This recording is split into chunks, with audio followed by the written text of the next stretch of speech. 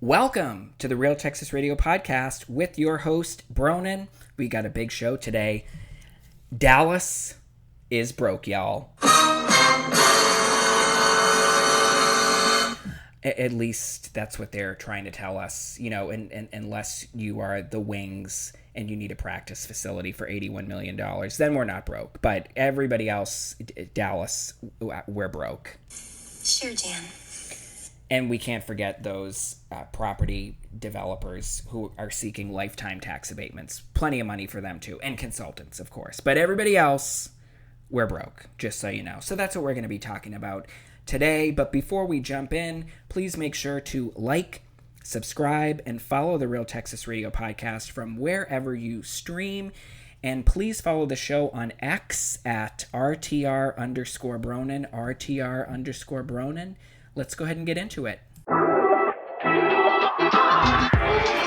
All right, now, you're listening to the Real Texas Radio Podcast.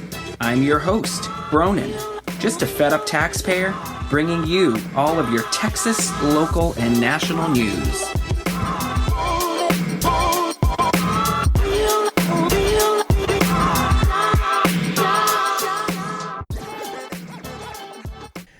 There are a number of Dallas-related issues that I want to talk about today on the show, but the first one, we got to talk about property taxes. And so I own a few properties in Dallas. I promise I'm not just saying this to brag, but it has made me very cognizant of the deadline to file a property tax protest, which is May 15th, by the way. No matter where you live in Texas, if you are a property owner, a homeowner, please make sure that you file a property tax protest. Now, I looked at all my appraisals, and they either held steady, or I can't believe it, I was shocked. One of my appraisals was significantly dropped. They cut it by around 5%, the county of Dallas. I didn't file a protest. I didn't have any communication with the county whatsoever. I just looked, and all of a sudden, my appraisal was cut by about 5% on one property, which I'm trying to get rid of at the moment anyway. So I've learned from past experience, you're actually better off filing closer to the deadline than at the start, because you want to see as many protests litigated before your property as possible, and hopefully you give everybody a chance ahead of you to win, so that way you have better comps when you're going in to file your protest. And I've made the mistake in the past being too eager, and then you end up at the front of the line for the hearing. It's actually not what you want. So I have another property, and I figured I couldn't get it much lower. I figured this will be the test property. I'm going to file the protest early, see what happens. And I proposed what I think is fair market value. And I wanted to go lower, but I just kind of instinct, I figured that they might go for this number. So it shaved off closer to 10% of the value, honestly, maybe like 7%. Submitted this on Friday, late morning. I am not kidding you. Friday, last week, by Friday afternoon, Dallas County agreed to settle with me. They agreed to my proposed valuation. I submitted evidence. I submitted photos. I submitted comps. And I was really surprised that they agreed to the settlement. But you know what? I predicted last year, I predicted months ago, especially when they were in Dallas, the city council was debating the 2026 fiscal year budget, that this next year, right now, this period was going to be a bloodbath on the appraisals. It was going to be a huge win for property taxpayers, but for the county, which has been so greedy and so rapacious and so aggressive in its valuations over the last few years, I knew that the other shoe was going to have to drop. And this is the year. So you make sure that you file. And I have offered every neighbor, everybody in my building, I've offered every neighbor, I will help you file your protest. I will do it for free. You've seen that company. Actually, they sent me a letter, Omniwell. They sent me a letter, and they want me to pay them to fight my appraised value. They reckon they can get it down. I might actually take them up on that and see what they can do. It would still be worth my time, even if I had to pay them. But I might try on my own first and see, because I've got pretty good luck. I just got 2 wins under my belt now and no losses this year.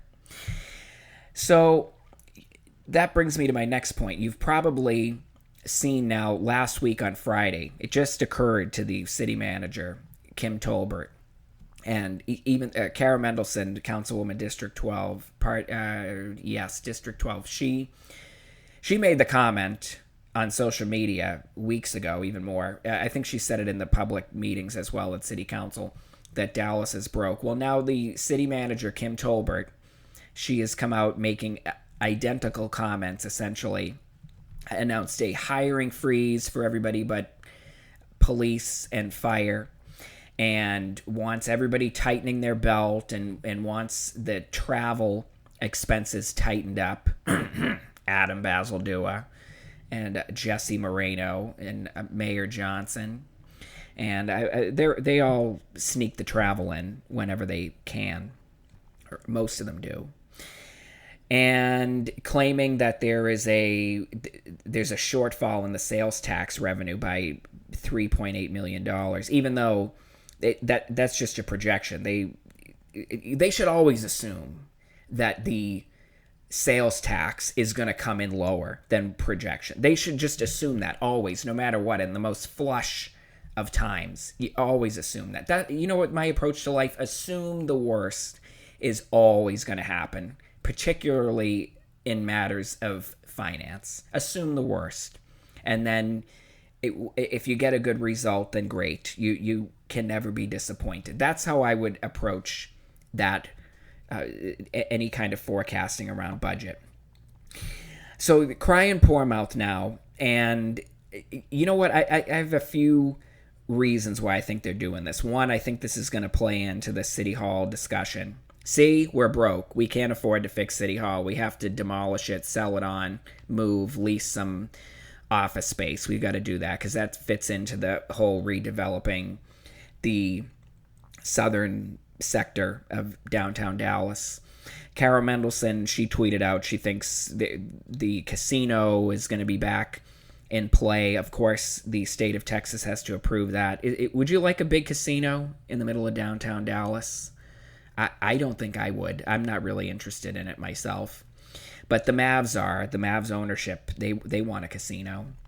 So they're going to be pushing for that again. It's my understanding that legislature, which doesn't meet for another 9 months or so, January 2027.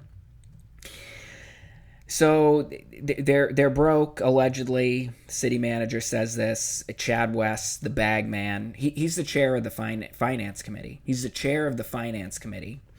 And I have not heard him say that we're broke. You hear a lot of the city councilors, for good measure, you know, every few meetings they'll just throw in, oh, tough budget.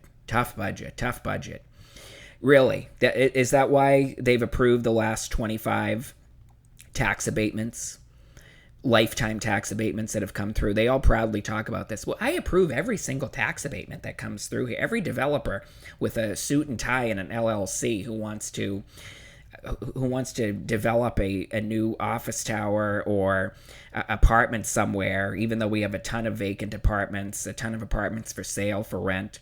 And I approve every single one of them, so they're not going to have to pay taxes for the next 60, 75 years, whatever it is. So I don't know how you can do that and then claim that we're broke and you take all this property off of the tax rolls. I don't understand how you can do that. Same thing, Chad West. I don't understand how you could have pushed for a $50 or $55 million practice facility for a women's professional basketball team. in addition to the arena, the brand new arena that the taxpayers are also building for the Wings. And oh, by the way, did I say 50 or $55 million? Well, we knew. I called that out as soon as last year when they voted on it. It was about a year ago, maybe a little bit less. The practice facility, by the way, was supposed to be finished this month, and I don't even know if it's broken ground. From my understanding, Kara Mendelson pointed that out. She was like, "You think you're going to get that done by April of next year? This is in June." Well, guess what? April is nearly finished, and I don't know that they've broken ground on this practice facility, which is now, by the way, $81 million. $81 million. Kim Tolbert said the city is almost broke with a shortfall of, I think, $30 million. But not broke enough last year. Nobody factored that in. We're in a tough budget year. Should we be approving an $81 million practice facility in addition to the brand new arena for the Wings, the professional basketball team, which I don't know anything about sports, but it's my understanding their record isn't really worth a damn. And I don't know how many tickets they're going to be selling at this new arena, which isn't going to be finished for years, by the way. And I guess either the Wings, they weren't interested in just repurposing an existing building like something at Fair Park, which, again, we all know badly needs love and attention. But now they weren't interested in that, I guess. Or the bag man, he was interested in a new development, as these people, they always seem to be. So I have no mercy going in and fighting the rest of my property appraisals. I hope nobody else has any mercy. And you know what? This homestead exemption, which, if you're a senior citizen and your property's worth about $200,000, okay, great for you. Then you don't have a property tax bill. That's nice. But the homestead exemption, which the Republicans, they like to keep congratulating themselves for raising for the last few years. Have you gotten any relief? Have you gotten any relief? No, you haven't gotten any relief, probably. And so the only way to get yourself a little bit of relief, and then your insurance is probably going up anyway, just to make the additional property tax cut further moot. But you have to fight this appraisal. And you know what? You have to help your neighbors. You have to educate them and help them fight their appraisal, because every time they don't fight their appraisal and they just accept the appraised value of their home, it just gets harder for you every year. You have fewer and fewer comps. And so, you know what? Even I reach out to neighbors. I don't even have a relationship with them. And in some, you know what? Let me just hold my comments there. But I've offered every neighbor, regardless of my relationship with the neighbor, to help them with their appraisal, because it's out of self-interest. It's definitely out of self-interest. I don't mind admitting that. So, you know what? I really don't have a whole lot more to say on this whole Dallas's broke crap on this nonsense. You know what? Maybe they should be sending thank you letters to Plano for twisting Dart's arm and being able to recover some of the sales tax revenue going to Dart. And maybe they should be writing thank you letters to the state if the state takes over Dart, at least the rail, or if we get a regional rail model. Maybe save a few more dollars. I don't know. And last year when another tough budget was in progress, was in discussion, and a number of the city councilors, by the way, including the Grinch, Danelle Willis, obviously Adam Basildua, they did not want to cut by a fraction of a penny the property tax rate for the city of Dallas, which has a much higher property tax rate than other Texas cities, including Austin. It's more than 10 cents higher, I believe, on the $100 valuation. And the mayor, Johnson, who's now a Republican, he sent out a memo during the budget tasking the city council with coming up with items to cut, or areas where spending could be cut. And of course, all except for two, took heed of that call to action. Bill Roth, he came up with about $13 million worth of cuts. I don't know that any of them, I don't think any of them were implemented. Kara Mendelsohn, she suggested a number of cuts. Again, they were just all swatted down. And, these libraries, which you're going to keep hearing a lot about in pools. Chad West is still talking about the 4 city pools that are all like 70 years old and that are being held together by duct tape, essentially. Even though almost every apartment building in the city has a pool, so almost everybody has access to a private pool, even though the city has like these aquatic centers, which are like mini Six Flags. There's a few of them around that are new with pools and water slides. And we've got like 17 splash pads around the city. So even though we got all that, they're going to still cry about the decrepit pools that are decreasingly used. But they're going to relitigate that again. And the libraries, we have 30 libraries or so. Not to mention the 100 libraries or so that are in all of the schools, because every school has a library, even if it's small. So, but they're going to cry about libraries. They didn't do any crying about the library funding, cutting libraries, when they were voting to approve the $50 million, now $81 million practice facility for the Wings. Nobody mentioned libraries then and how you know what? Why don't we just approve $45 million? Because we're going to need a couple million more for the libraries if we're going to keep them intact. No interest in that then. The libraries were totally forgotten. But now they're back in play because they make it into the media, the libraries, and they play it, they tug at heartstrings. You know what? Not that, I mean, I'm kind of generally not in favor of, I don't think that you have to cut libraries to make the budget work. I don't think you have to cut rec centers to make the budget work. You're certainly not going to hear them talking about ending consultant fees or pumping the brakes on consultants or cutting that in half or cutting that by a third or cutting it at all. Do you think any consultant is going to be affected by the budget? No. Same thing with the tax abatements. So, don't give me that crap. And you want to blame Prop U, which the voters passed to demand the city to hire more police. They're blaming that. Oh, the police overtime, which is down apparently this year. The police association has come out and said the overtime is significantly down because Dallas has been hiring more police. So that would make sense. If you have more staff, then you shouldn't be relying as much on overtime. So they're totally full of bleep. But you know what else? If these people, if this group of 15 people, 14 city councilors and the mayor, if they can't come up with $2 or $3 million to save the libraries, if they can't do that, then they're not worth a damn. And plus the city manager who gets paid $500,000, plus all the assistant city managers who are making a good salary. So you know what? And you've got a CFO who, Jack Ireland, I think he's fine. He's been there for a long time. But you have all these people looking at the budget. It's their whole job, scrutinizing the budget, or it should be. And if they can't cut $2.7 million to save libraries, which, again, do we need them anyway, from a nearly, or I think about a $6 billion budget, then they're not worth a damn. Why are you electing them? Why are you electing somebody who can't identify a single cut in a budget? Why would you want somebody like that in a position to control the budget? That's not a good thing if they can't find any cuts.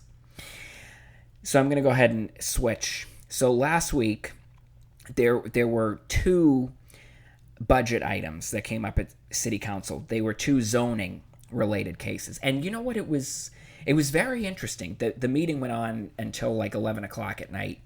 So in the mid-afternoon, the council was debating a shingle factory or a roofing company that is in Joppy, which is a historically black neighborhood in southern Dallas. Now, this factory's been there for decades.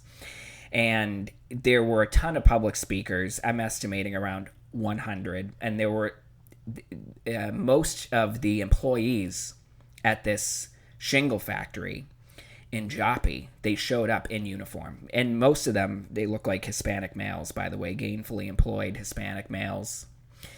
And some of the residents pointed out that the employees were there to intimidate speakers, but they were just showing up for their jobs, is what it looked like to me. And the item that the city council debated was wait for it, consultant for $200,000 to explore how much it would cost to essentially make this roofing industrial plant go away, to make it disappear from Joppy. And now the city 2 days later comes out and says we're broke. So they don't have the money to do that, do they? But they're going to just give a consultant $200,000 to produce a report, the result of which anybody with a brain already knows. But this is why we have to do it. Here's Councilman Maxie Johnson. This is why we have to get rid of this plant in the historically black neighborhood. Thank you, Mayor.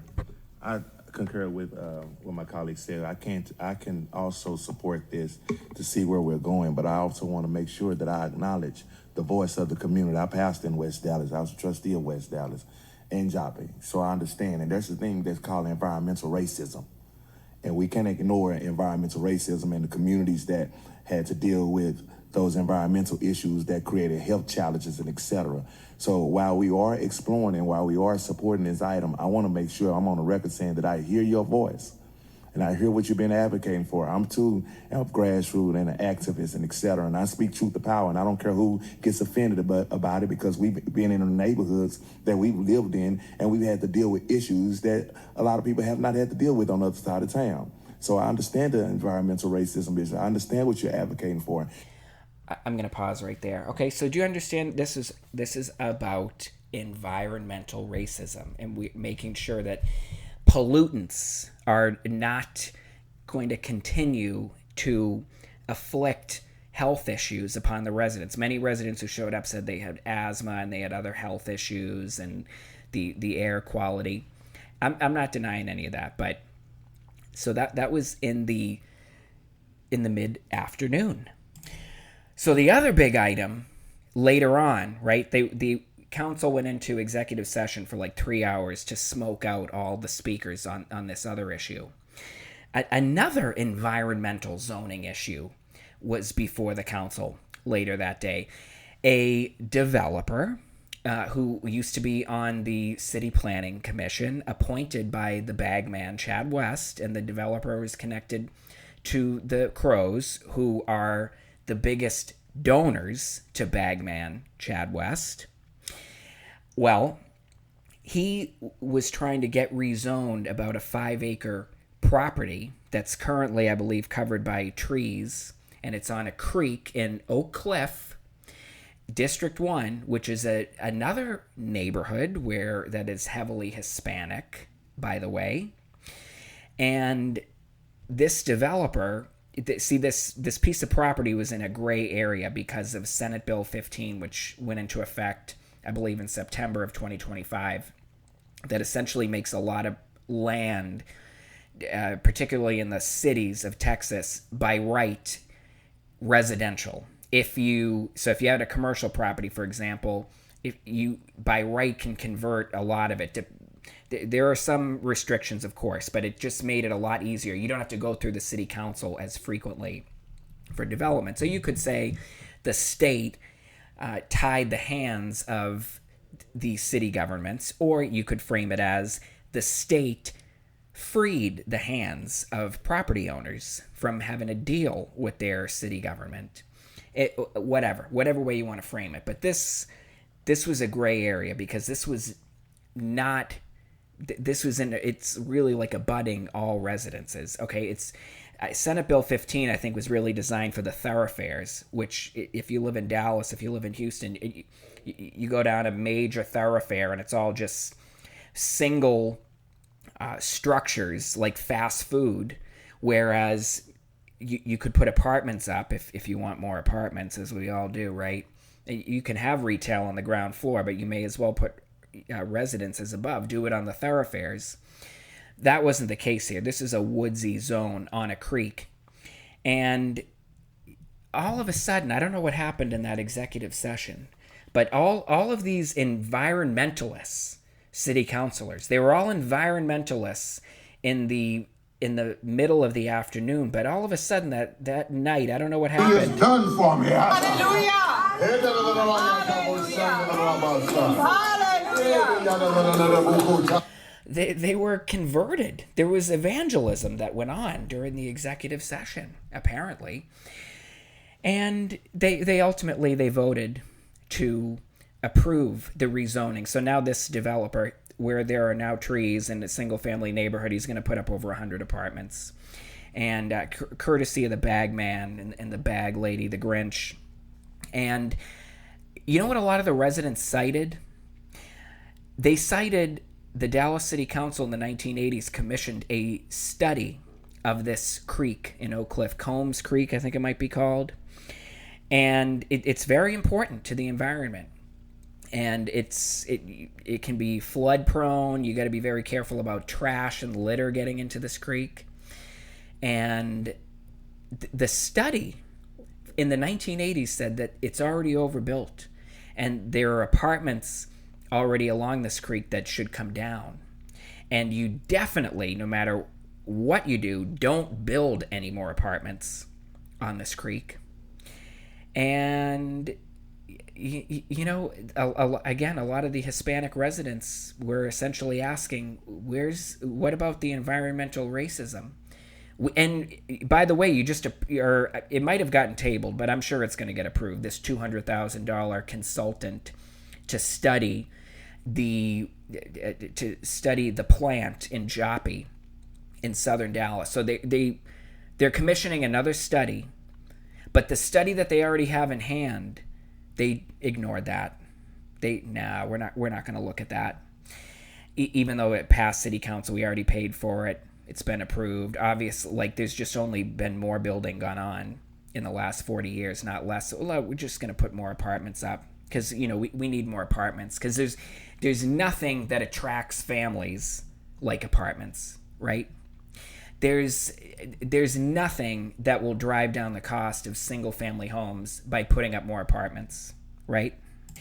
You know, I'm sure that these apartments, I have no doubt they're going to be nice. I heard a lot of praise for this particular developer who has done good work in the community, the Bishop Arts and adjacent areas. But you know what? You keep seeing the apartments go up, and I read a stat a few years ago that some apartment buildings in Dallas were responsible for a disproportionate amount of the crime. And meaning, like, police are drawn, EMTs are drawn, fire are drawn, code enforcement, they're all drawn to these apartments. And, you know, essentially you get a bunch of criminals living in them. You make them low income enough, and it's all criminals.